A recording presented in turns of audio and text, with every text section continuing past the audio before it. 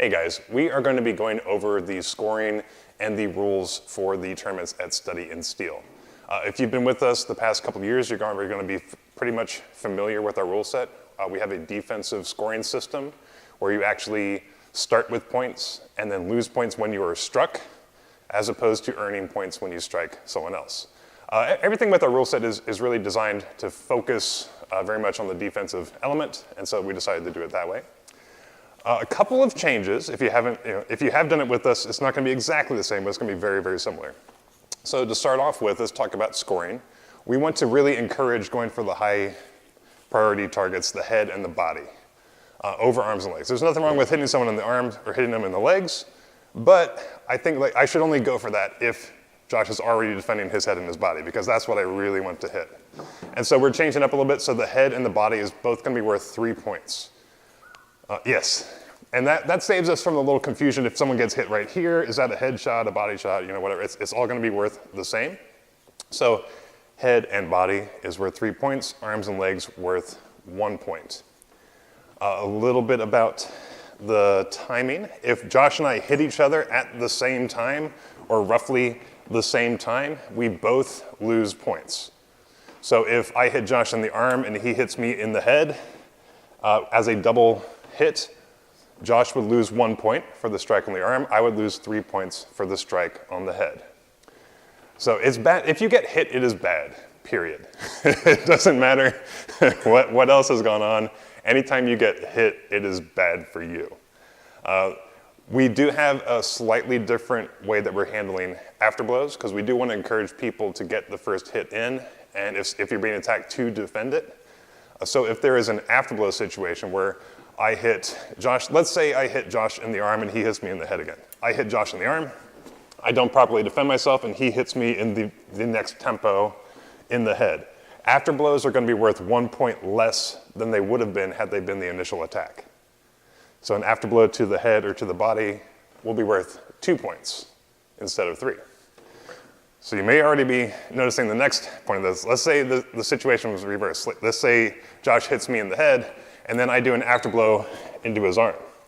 So he hits me in the head, I had afterblow to the arm. The afterblow to the arm will no longer score.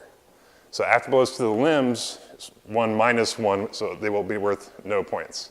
So once again, we're really focusing on high value targets. We really want to focus on getting in there, getting good solid hits in there. And anytime you get hit, it is a bad thing.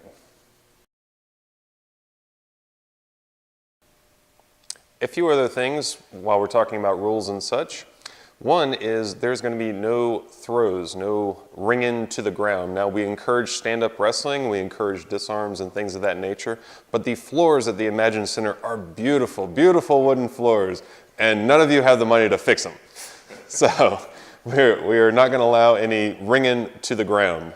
A few other things is the quality of cuts that we're looking for is going to be a bit different this year. We're not going to allow any offhand one-handed strikes. So that would take out any extended cuts to the lower limbs, one-handed thrusts to the face or to the body or anything along those lines in our tournament is not going to produce the quality we're looking for to count for you to damage your opponent on that. So now, one-handed hits or one-handed thrusts with your dominant hand, more than welcome. Bring it on, guys. Wrap the sword up, hit him in the head, thrust him, all that type of nature. But the extended little one-handed stuff, not going to allow it.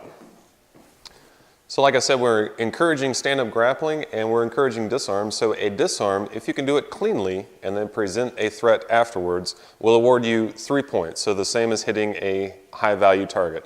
Now, if it's a situation where you got the other person's sword, but they're blocking you off, that's really going to come down to the call of the director in the situation. But if you do it cleanly, you will get the points that you should be awarded. With the defensive rule set, we still have our standard warning system for pacifism.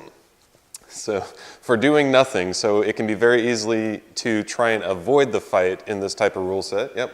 Hey, where's it going? So in that situation, we'll receive the warning, a warning and up to 3 warnings will warrant you. The first one is don't do that. The next one is going to be you're losing some points, and then the next one after that, I don't know. We're gonna get medieval on you. So it might be kind of crazy. I wouldn't recommend going to the 3rd warning. So also for included in that is going to be running out of the ring. I'll say this, ring outs don't count. So if you push your opponent out of the ring, it's not going to award you anything. It's not going to award them anything. There's really no reason to do it. So just keep them in the ring and hit them. But if you do that, it won't get you anything. But if you're about to be hit and you jump out of the ring, or you're not properly watching your area and you fully step out of the ring. So I wanted to clarify this. This is 2 feet, both feet outside of the ring. Don't abuse this and keep your front foot like right on the line. Stay in bounds.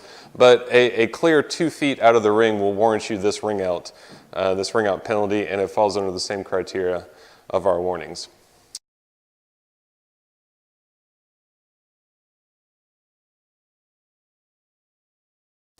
So last thing is the progression. These points that you retain onto yourself carry with you throughout the tournament.